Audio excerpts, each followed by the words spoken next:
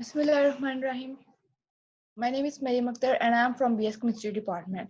My ID is 004 and today I am going to represent the topic on the chemist, which is Akiro Yoshino. First of all, I'm going to talk about the presentation layout of the chemist Akiro Yoshino.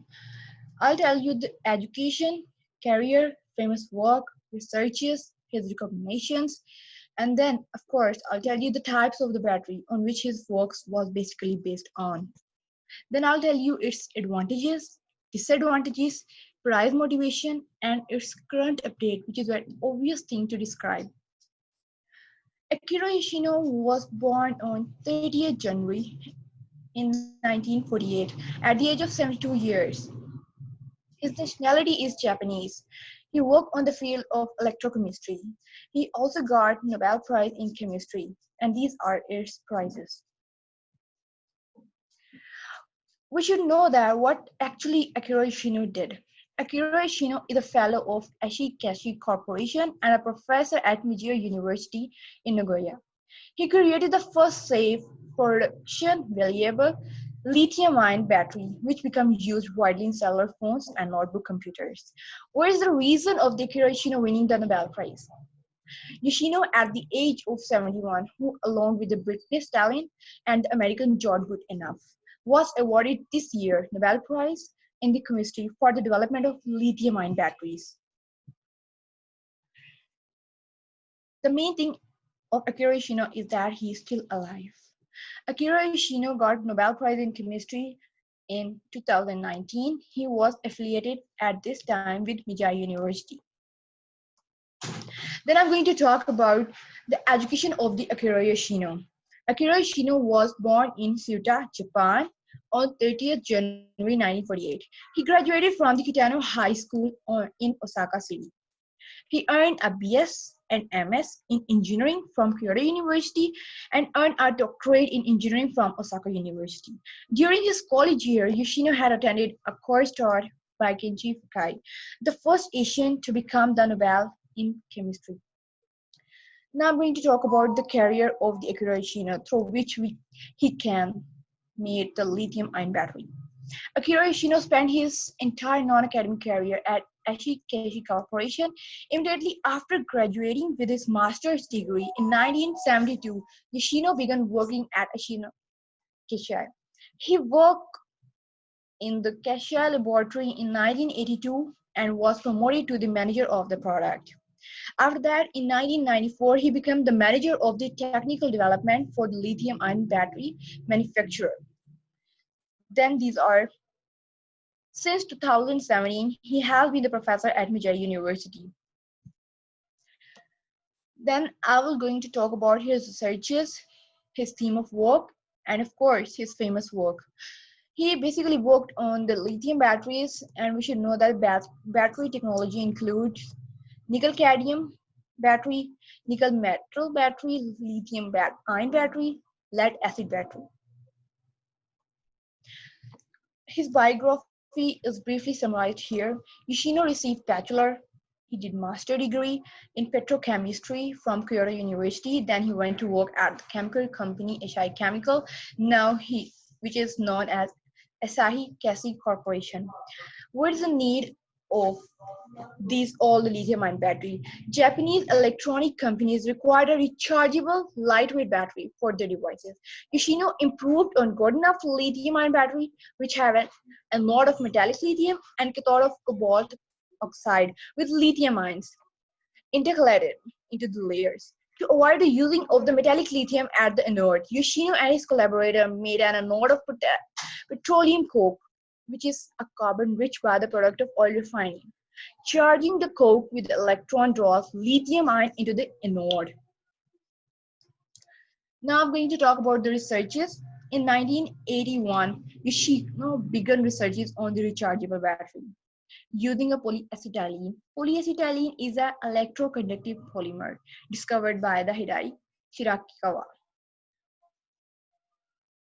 Akiro Yoshino got Nobel Prize in chemistry because of lithium-ion battery, and which is actually a rechargeable battery. We can charge it over 1,000,000 times. He basically explained the prototype Anode. Prototype is basically anode itself, but it has no lithium, which is the main thing. And lithium ion migrate from the lithium carboxide cathode into the anode during charging.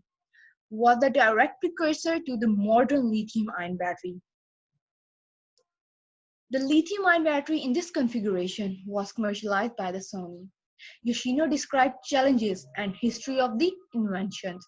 Yoshino described the carbonaceous material with a certain crystalline structure which is suitable as an anode. Anode material that was used in first generation of commercial lithium-ion batteries. Yoshino developed aluminium foil current collector which formed a passivation layer to enable a high voltage at very low cost with the main thing, and developed the functional separator membrane using the positive temperature coefficient device for additional safety. The lithium-ion battery coil structure was conceived by the Yoshino to provide large electrolyte surface area and enable high current discharge despite the low conductivity of the organic electrolyte. In 1886, Yoshino commenced the manufacture of the batch lithium-ion battery prototypes. Based on the safety data from those prototypes, the United States Department of Transportation issued a letter stating that the battery were different from the metallic ion battery, which means that he really did it. He did nail it. We should know that what actually lithium-ion battery is. First of all, we should know that lithium-ion battery is a rechargeable battery, means it's a secondary battery. We'll later on we'll come to know that the types of the battery. So here we'll discuss the characteristics of the lithium-ion battery. It is high electromotive force of 4 voltage or more than it, and it has very high capacity. Significantly heightened battery safety by avoiding the use of metallic. It is more efficient than lithium battery. So this is why lithium-ion battery holder, means Akiro Yoshino, got Nobel Prize on it. Types of battery. We should be familiar with the terms primary battery and secondary battery. But we may confuse which one is rechargeable and which one is non-rechargeable. Basically, primary is a non-rechargeable battery and secondary is a rechargeable battery. And lithium-ion battery is an example of secondary battery. These are the examples of the primary battery and secondary battery. As we know that lithium-ion battery, nickel-cadmium battery, and lead acid battery is the secondary battery, and wristwatches, remote controls, and children toys, to mention a few, are the examples of the primary battery. Functional component of the lithium-ion battery. There are basically three primary functional components of the lithium-ion battery, which are positive electrode, negative electrodes, and electrolyte. The positive electrode is made up of metal oxide, and the negative electrode is made up of a carbon. Electrolyte is made up of an organic solvent. Now, what is the main difference between the lithium battery and the lithium-ion battery? Lithium battery is non-rechargeable, and the lithium-ion battery is rechargeable 100 times. What is the price motivation for the Akiro Yoshino, and how did it work? Working of the lithium-ion battery. All the lithium-ion batteries work in broadly the same way. When the battery is discharging, the lithium ion moves back across the electrolyte to the positive electrode, producing the energy that powers the battery. In both cases, the electron flows in the opposite direction to the ion around the outer circuit. The specific energy is 100. Energy density is 250. Specific power is 250. Charging and discharging percentage is 80 to 90%. Cycle durability, nominal cell voltage is this. Then I'm moving towards the advantages of the lithium-ion battery. It has very high energy density, which is the chief advantages of lithium-ion battery. It has a load characteristics. Load characteristics of the lithium-ion battery or cell are reasonably good. It provides a variety of types. There are several types of lithium-ion cells available. There is no requirement for priming. Some rechargeable cells need to be primed when they are received first charge. One of the advantages of lithium-ion battery is basically that there is no requirement to supply the optional and ready to go. Maintenance of the lithium-ion battery. One of the major disadvantages is that they do not require maintenance. It's not like the nickel cadmium battery, which didn't exhibit a memory effect.